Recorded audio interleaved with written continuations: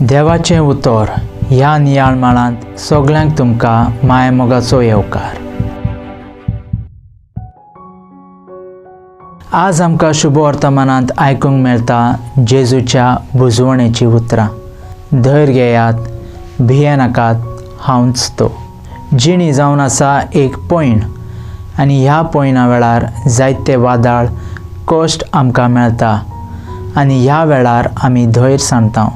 पूण जर आमी जेजूक आमच्या जिविताच्या तारवार घेतलो तर भियोवची गरज ना, कित्याक तो आमचे खातीर झुजता आनी ताचो सांगात आमकां दिता.